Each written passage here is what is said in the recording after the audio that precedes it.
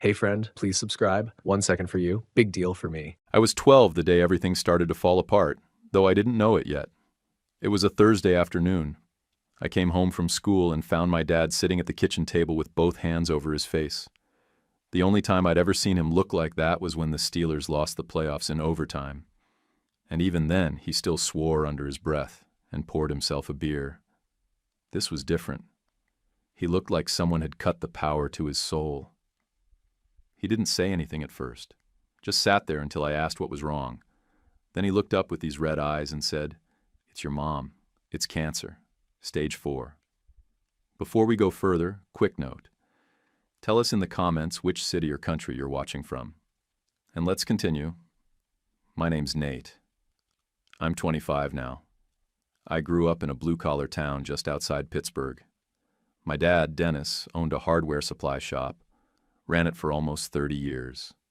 My mom, Diane, was the kind of woman who made everything feel okay. She knew everyone on our street, brought casseroles when people were sick, cheered like a maniac at my baseball games. She never missed a Sunday pancake breakfast or skipped helping me with my science projects. And Sundays? They were a religion in our house. Morning pancakes, then chores, out in the yard together, cutting grass, pulling weeds, whatever. Dad and I would work side by side while Mom brought out lemonade. Then we'd all settle in for the Steelers game. Same beat-up couch, same lucky socks. But that cancer? It didn't wait. Within 5 months, my mom was gone. The house got quiet.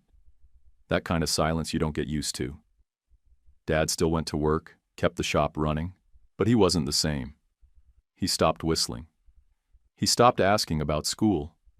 Sunday pancakes disappeared first, then the games, then the yard work. I tried to keep the rhythm going, but he wasn't in it. Our house used to smell like coffee and pancakes. Now it smelled like whatever takeout he remembered to grab on the way home. Uncle Gary, Dad's older brother, used to come by a lot before that. He was different. Big-time real estate guy, flashy watch, new cars every year. But he always made time for us, especially my mom. They were close, sometimes talking late into the night in the backyard. He paid for a second opinion when Mom got sick, pushed for clinical trials, but Dad didn't want to go down that road. They fought about it. Loud, ugly. Gary said Dad was giving up too soon. Dad said Gary didn't understand. After that fight, Gary stopped coming around, stopped calling, just vanished. And I think that's when it all really shifted, when the stable ground under my feet started to crack and nobody noticed. Because once Mom was gone and Gary was gone, it was just me and Dad. And Dad was already halfway gone too. The first time Dad mentioned Linda, he called her a real breath of fresh air. He met her at a Chamber of Commerce mixer, said she worked in marketing and knew how to read a room. That's what he liked, said she was smart, confident, the type who got things done. She came over for dinner a couple weeks later, brought some fancy baked chicken with lemon glaze, complimented our house, said it had great bones. She smiled a lot and asked me about school, football, what I liked to do for fun. I told her I played wide receiver and she actually showed up to my next game, brought a stadium seat cushion and a thermos of hot chocolate, cheered louder than half the parents out there. At first I didn't hate her. She seemed all right, tried hard, told me she wanted us to be a blended family. I didn't know what that meant yet. Not really. Less than 6 months later, they got married at a courthouse. No ceremony, no reception, just a photo of them standing in front of an ivy wall and Dad smiling like he hadn't in years. Then she and her kids moved in. That's when the shift started. The first week, she repainted my bedroom. Said it needed to be light and fresh instead of the dark blue I'd picked out with my mom. She didn't ask. Just showed up with paint swatches and a guy from Sherwin-Williams. Family pictures disappeared next. Not all at once, but enough to notice. The framed photo of my mom at my Little League championship? Gone. The picture of all 3 of us at Lake Erie? Replaced with one of her, Jake, and Mallory in Hilton Head. I brought it up to Dad. He shrugged and said, She's just trying to make it feel like home for everyone. But it didn't feel like home. Not to me. Quick note, before we go on, share which city or country you're watching from. Linda started making calls about everything. Groceries, new curtains, even what kind of laundry detergent we used. I came home from practice one day and found she'd cleaned out my closet. Said I needed a cleaner look. Bought me some stiff khakis and polos from Kohl's. Tossed half my old clothes in a donation bag. It all happened when Dad wasn't around. And she made sure he wasn't. Told him he should pick up more supplier meetings. Said the business needed him out in the field. He started coming home later and later. Left early, too. Some nights, I only saw him for 5 minutes before he crashed on the couch. Jake and Mallory weren't mean, they just didn't care.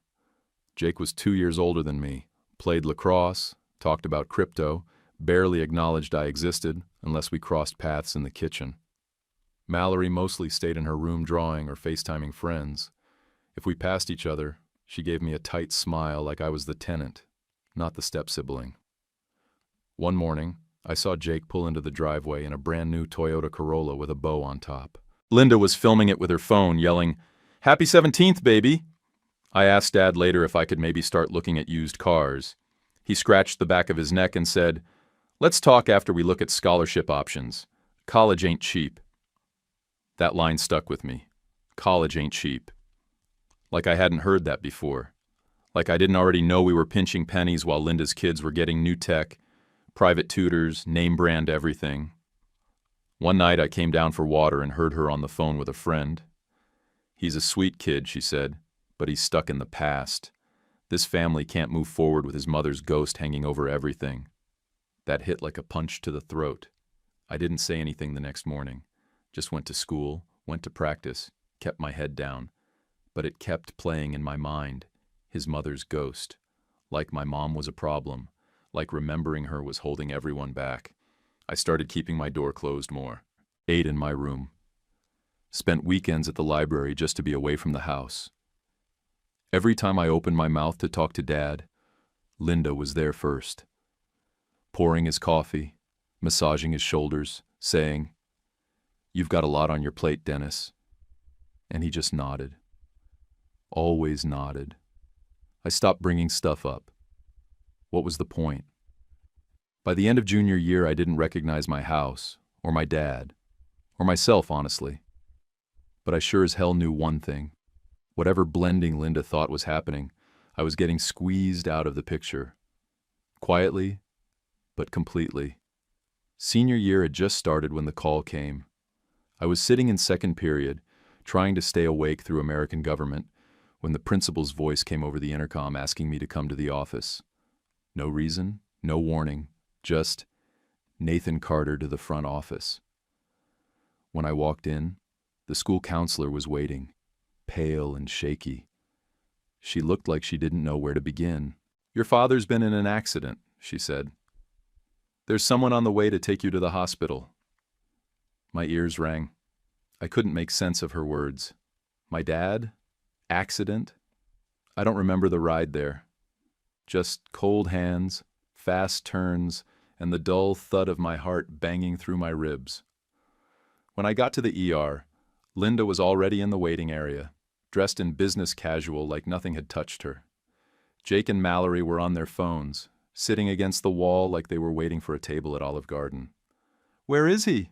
I asked, breathless. She stood and smoothed her blouse. "They're working on him. He's unconscious." The impact was pretty severe.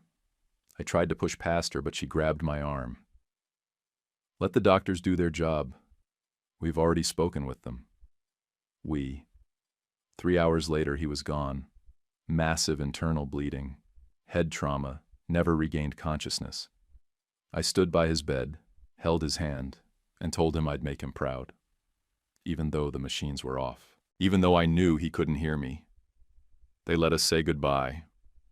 Linda cried soft, controlled tears like she was acting out a scene.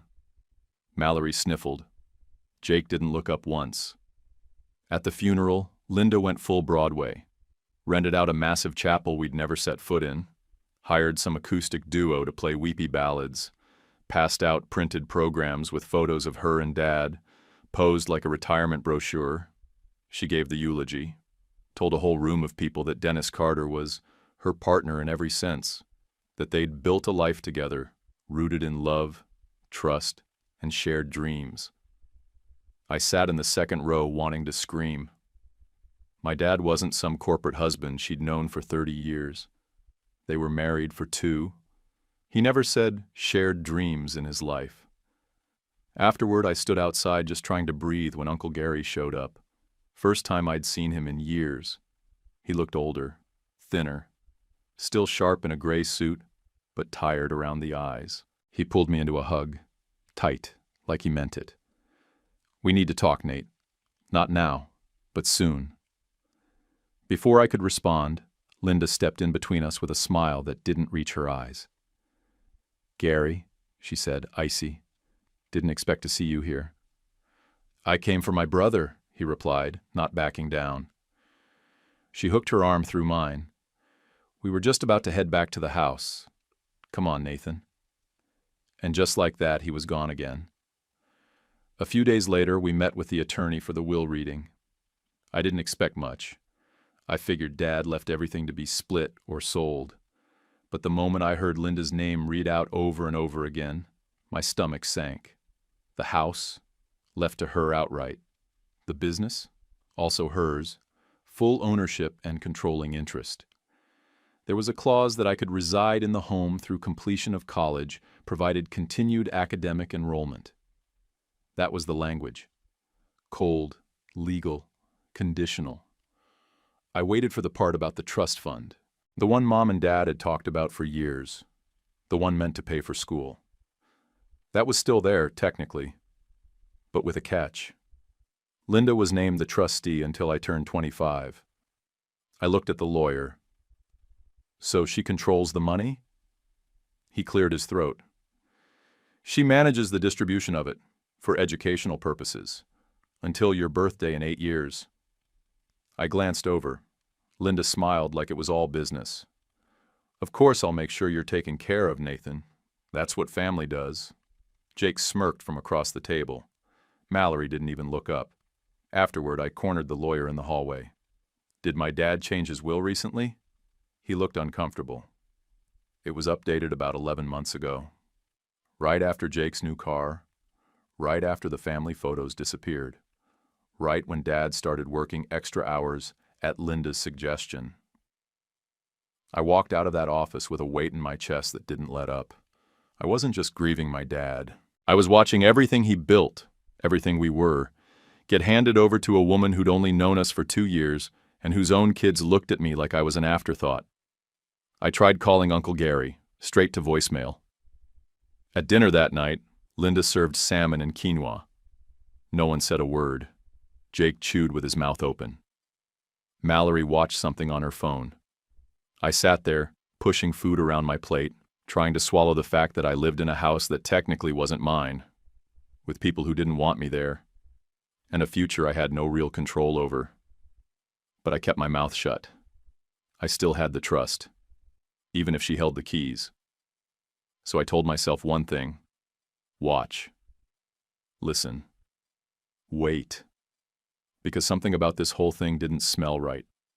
And I wasn't about to let my dad's name, or mine, get buried under Linda's empire.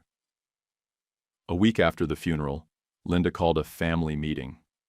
She said it with a weird kind of cheer, like she was announcing vacation plans.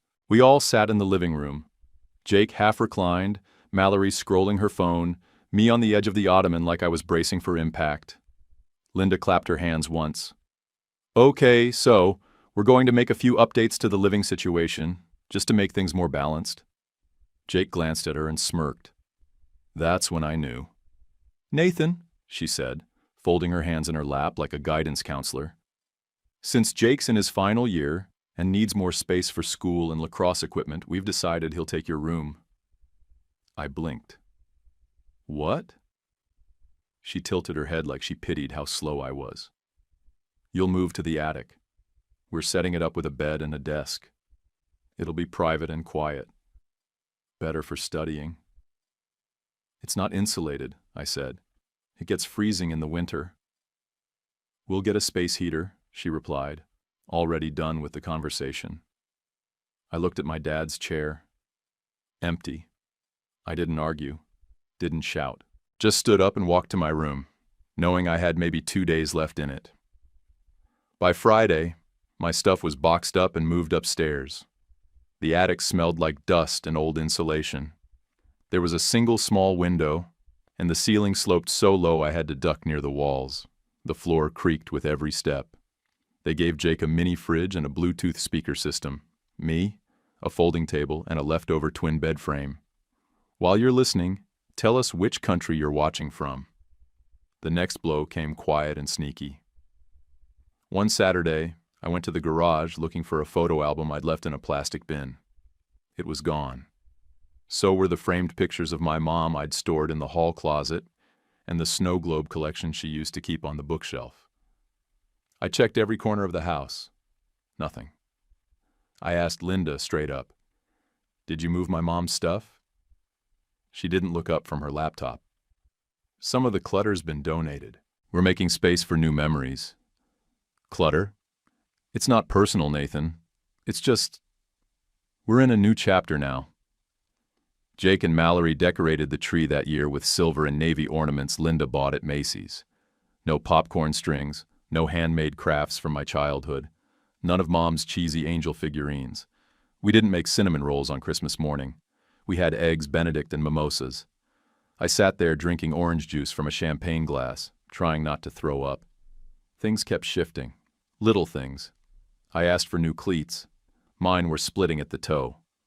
Linda said, "Let's talk about budget first. Have you tried gluing them?" 2 weeks later, Jake got a new pair of custom-molded lacrosse gloves. Mallory's birthday came, and Linda transformed the dining room into a full-on art gallery.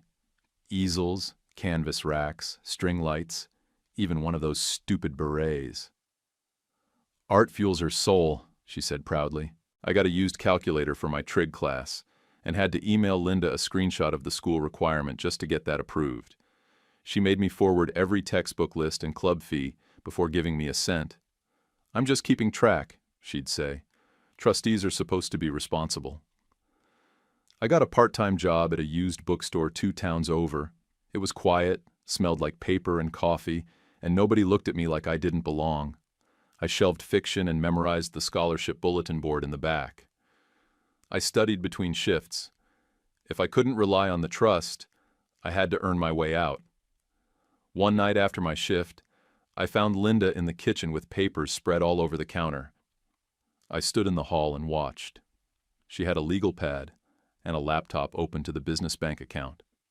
She was mumbling. "Payroll's draining us.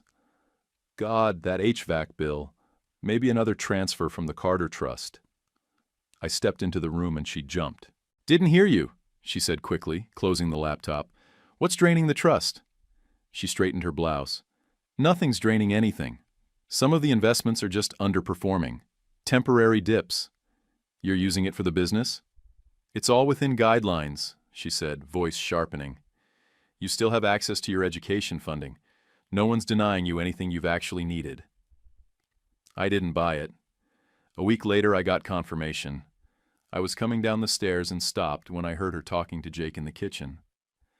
"I only moved some of the money," she said, whispering. "It's not like he'll figure it out. And even if he does, there's no paper trail strong enough for court." Jake laughed. "So what, you're just moving it around?" She nodded. "It's just reallocation. The trust's still technically intact. He'll be fine." I stood frozen on the stairwell, heart pounding in my ears. She wasn't just stretching the rules, she was robbing me. And she knew it. I went back up to the attic and didn't sleep that night. I didn't confront her. Not yet. Because if she was hiding it that well, I needed proof. I needed a way out. But I knew right then, I was no longer her stepson. I was an obstacle, a legal inconvenience. And if I wanted to survive it, I had to start playing the long game. I didn't sleep after hearing Linda admit what she was doing. Just stared at the attic ceiling, watching headlights flash through the window every few minutes like a metronome counting down the end of something. By morning, I had a plan. At breakfast, I told her, "Good news.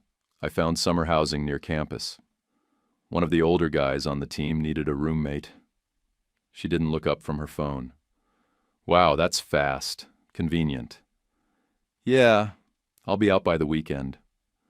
She paused, finally glancing up. What about your mail? Should we forward it somewhere? I'll figure it out. She just smiled. Great. Glad to see you taking initiative. That night, I packed 2 duffel bags, clothes, notebooks, a few photos I had stashed in a textbook, and my dad's old pocket knife. Everything else stayed behind. I didn't say goodbye. I slid into my 2007 Ford Focus, the one Dad gave me on my 16th birthday, and drove 2 towns over to a church parking lot I remembered from a summer job. Big, quiet, no cameras. That car became my home. The back seats folded down flat enough for me to stretch out.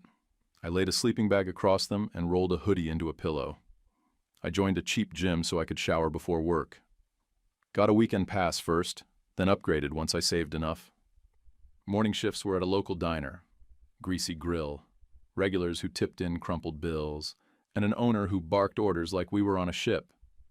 I kept my head down, flipped pancakes, scrubbed burnt eggs off plates. Nights, I stocked shelves at a department store, unloading boxes, folding clothes, building displays. I'd leave around midnight and drive to a new lot every other night, rotating between the church, a hospital overflow lot, and a strip mall that stayed half empty. I told no one. Not coworkers, not professors, nobody. When people asked how my summer was going, I smiled and said, busy but good. I kept my trunk like a closet, one side for clean clothes, one for dirty laundry. A milk crate held my toiletries, another had snacks. I ate leftover diner toast, expired pastries, whatever I could manage without a microwave. The worst part wasn't the smell, or the backaches, or the constant fear of getting towed. It was the silence. At night, when the roads quieted and the fog rolled across the windshield, I'd just lie there staring at nothing. Sometimes I'd play the last voicemail Dad left me, just him reminding me to rotate the tires and asking if I wanted to grab pizza. It always ended the same. Love you, bud. I didn't cry. Not much. But I'd feel it in my chest, like something pressing down from the inside, trying to break out. One night, it stormed bad. Wind shook the car, rain hammered the roof like fists. I curled up in the sleeping bag, shivering. Lightning lit up the inside in flashes, and for a second I saw my reflection in the rearview mirror. Sunken eyes, jaw tight, skin pale. I didn't recognize myself. I missed hot meals. I missed steady ground. I missed hearing someone say good night. I started writing everything down. Every weird expense Linda approved, every comment she made, anything I overheard at the house. I kept a notebook in my glove box, filled with notes and questions and possible moves. But mostly, I tried to survive. I told myself it was temporary, that I'd get through the summer, register for fall, scrape by. Some nights I thought about driving to Uncle Gary's place, just showing up. But I hadn't heard from him since the funeral, and showing up broke, desperate, and angry didn't seem like the best pitch, so I stayed put. I became invisible on purpose, took up less space, made less noise. I kept the car clean, shaved in the gym bathroom, acted normal. Because the one thing I still had, the only thing Linda couldn't touch, was that I hadn't quit. I wasn't going to give her the satisfaction of falling apart. Not yet. It was a Thursday morning, barely 7 a.m. The diner was half dead, just the regulars at the counter, grumbling over watery coffee and the weather. I was refilling creamers when I heard a voice I hadn't heard in over a year. Black coffee, no sugar. I turned, and there he was, Uncle Gary. He looked sharper than the rest of the room, tailored coat, pressed shirt, leather briefcase on the stool next to him. But when he got a good look at me, his whole face changed. "Nathan," he said, standing, "what the hell happened to you?" I didn't answer right away, just wiped my hands on my apron and nodded toward the corner booth. "Wait for me. I'm off in 20. He didn't hesitate, just sat down and watched me work, eyes following me like he was trying to rewind time in his head. After my shift, I slid into the booth across from him. I didn't sugarcoat anything. "I live in my car," I said. "Dad's trust is being drained. Linda's running the business into the ground and using my money to keep it afloat." His face hardened. "Where are you staying?" "Parking lots, gym showers, diner food." "You been doing this all summer?" "Yeah." He didn't blink, just stared like he wanted to burn a hole through the wall behind me. "You should have come to me. You disappeared. After the funeral. I didn't even have your number." He cursed under his breath. "Get in the car." I followed him out into the morning sun, blinking hard from exhaustion. He opened the door to a black Lexus and tossed my duffel in the back. We drove straight to his house, a place I hadn't been since I was a kid. Gated drive, clean white stone, quiet. His housekeeper opened the door, shocked to see me.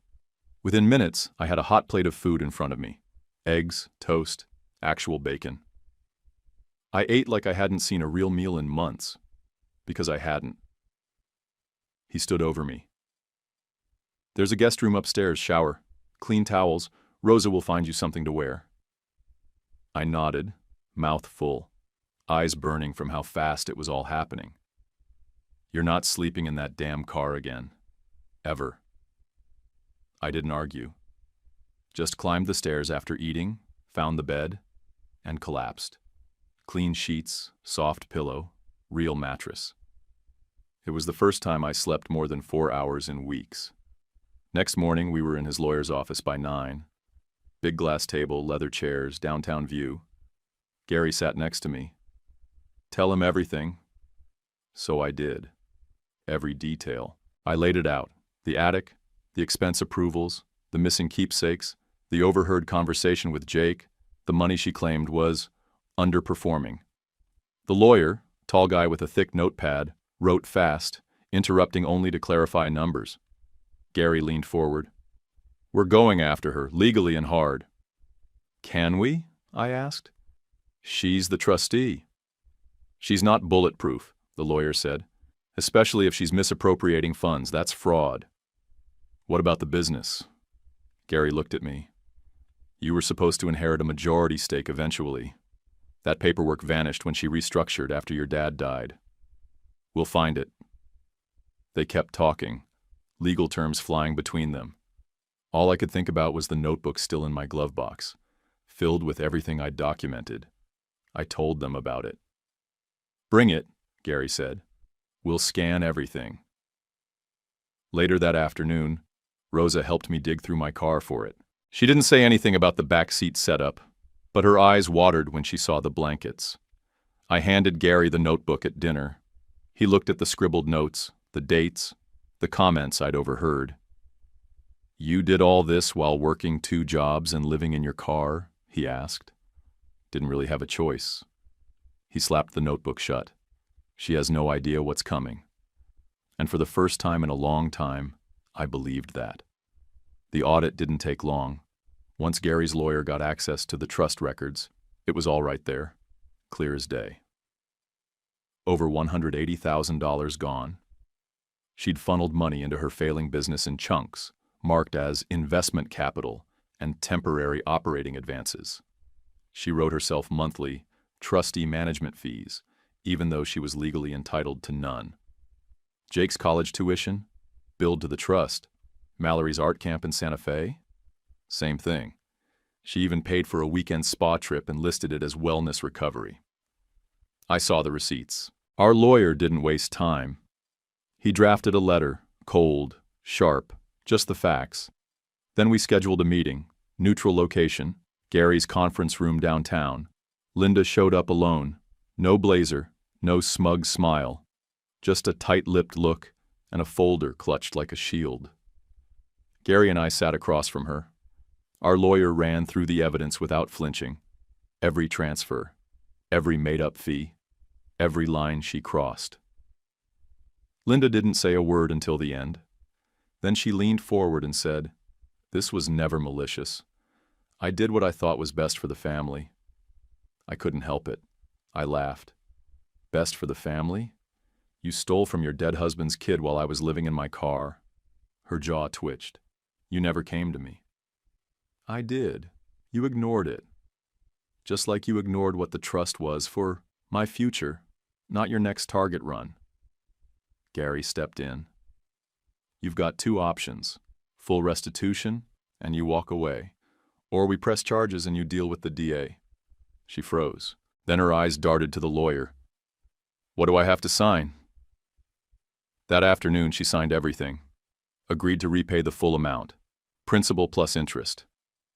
She resigned from the business immediately. Control of the trust went straight to Gary. She looked at me one last time as she left. I hope someday you'll see that I tried. You didn't try, I said. You took. I thought that was the end of it. I was wrong. 3 days later, the district attorney called Gary's lawyer.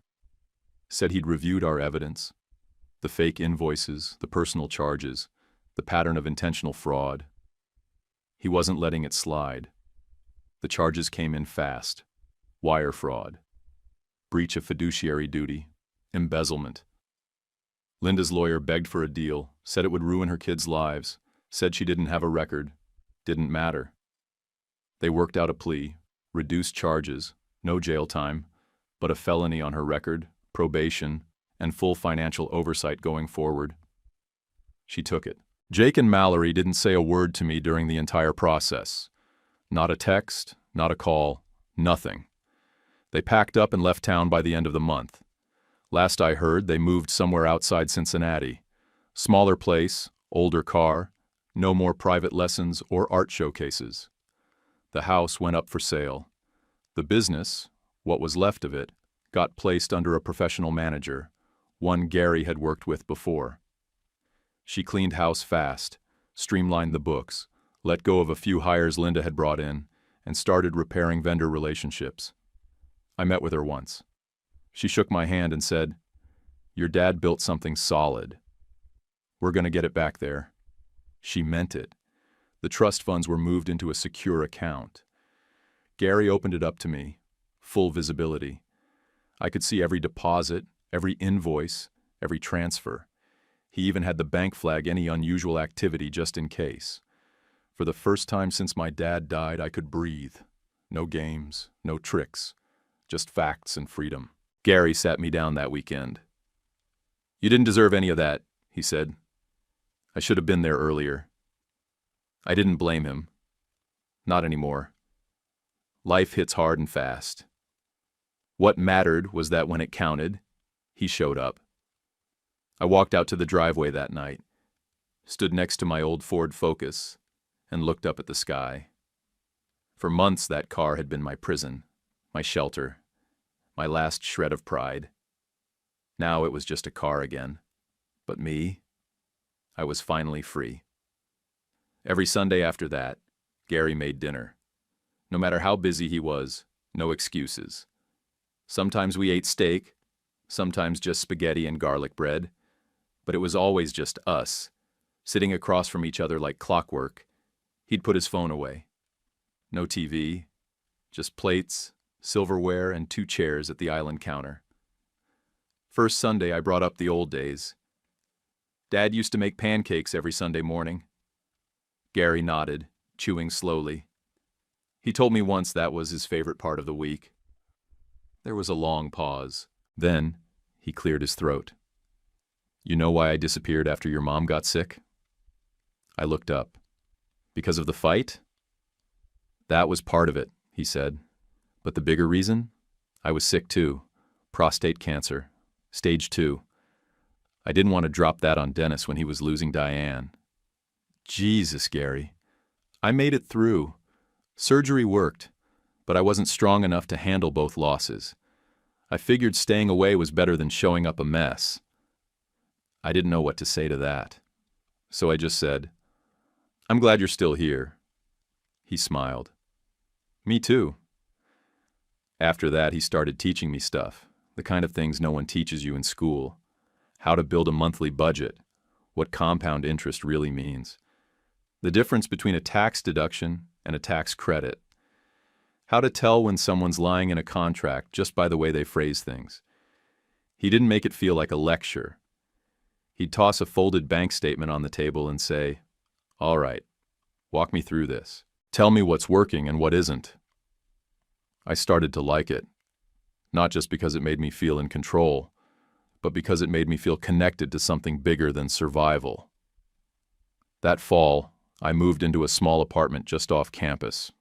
Nothing fancy, creaky floors, mismatched cabinets, but it was mine. No attic, no silent stairs, no tension. I cut back to one job, tutoring freshmen in accounting. Less money, but way more manageable. My grades bounced back hard. I started showing up early to lectures, stayed after class to ask questions, actually felt like I was part of something. One professor told me, "I wish half my students had your drive." That hit different. Then one night, I saw a flyer in the library. Student Support Center. Volunteers needed for homeless outreach. I stared at it for a while. I'd never told anyone what happened that summer. Not fully, but I still kept that notebook. And I still remembered what it felt like to shower in a gym stall and eat stale toast for dinner. So I showed up. The center was run by a woman named Camille, early 40s, sharp-eyed, no nonsense. I filled out the form and wrote, "Experience with housing insecurity, under relevant skills." Camille read it, looked at me, and said, "We'll start you with intake." Within 2 weeks, I was helping students navigate emergency housing requests, book free therapy sessions, apply for food stipends. A kid named Leo told me, "I didn't think anyone here gave a damn." I said, "Yeah, I used to think that too." That was the moment. The exact one. I remember walking out of the office that night thinking, this is what I want to do. Not just budgets, not just numbers, impact. I changed my major that week. Added a focus in nonprofit management. Gary didn't blink, just said, "Helping people is a hell of a good reason to get out of bed." He even came to one of our volunteer banquets, sat in the back, clapped after my speech, told me afterward, "You found your lane." I felt it too, like all the crap I'd gone through, the attic, the lies, the car, the cold. It wasn't just survival. It built something, not bitterness, not revenge, purpose. I didn't talk to Linda. I didn't look up where she moved or what happened to Jake and Mallory. It wasn't my business anymore.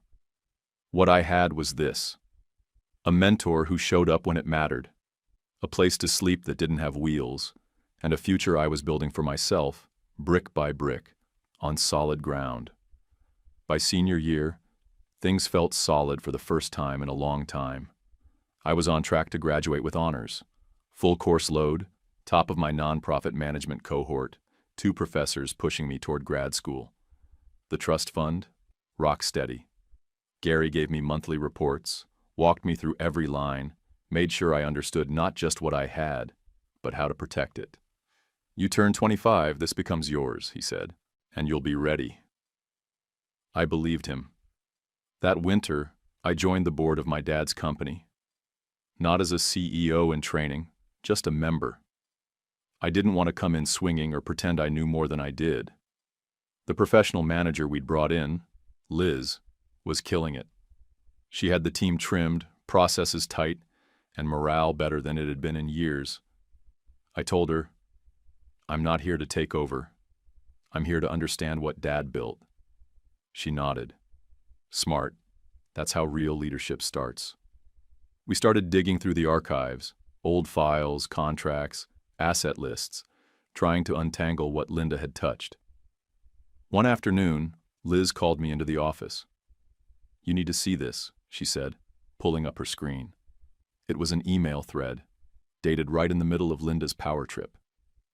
She was corresponding with some third-party broker, talking about quiet liquidation of warehouse property, trying to sell one of the company's biggest physical assets off-market, no board approval. No valuation, just backdoor maneuvering. "If this had gone through," Liz said, "she would have bled your dad's legacy dry." I forwarded it to Gary. His reply was short. "This seals her fate." The documents got added to the official record. We submitted them to the state licensing office and to the court that handled the original trust dispute. The result?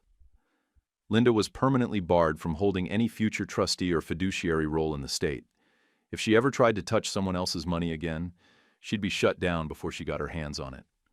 No courtroom, no press. Just a quiet official ban, the kind that lives in records and follows you forever. I didn't celebrate. I didn't call her. But I did sit in my car for a few minutes that day, just breathing. One more door closed. For good. I stayed connected with a few of the employees at the shop, guys who'd worked there since my dad's early days. One of them, Tony, pulled me aside after a meeting. "Your dad'd be proud," he said. "You didn't let his name get dragged." That stuck with me more than any award.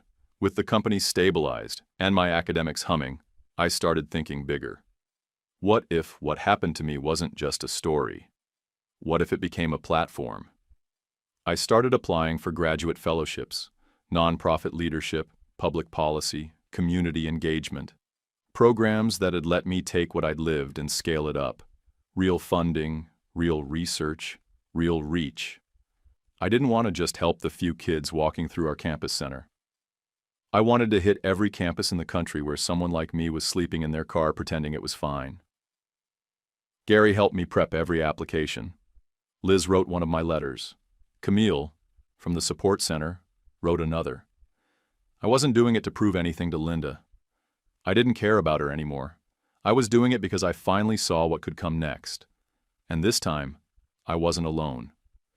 Graduation day hit me harder than I expected. Not because I doubted I'd make it. I'd been locked in for over a year. But because when I walked into that gym and saw Gary sitting in the front row, clean-shaven, suit-pressed, grinning like a proud dad at a Little League game, I almost lost it. He spotted me before I got to the stage. Gave me a thumbs up, like we were sharing a private joke. Like he knew exactly what it took to get there. I walked across, shook the dean's hand, and held that diploma like it weighed 1,000 pounds. Not from paper, but from everything it took to earn it. Every cold night in my car, every time I swallowed my pride, every moment I kept pushing when nobody was watching.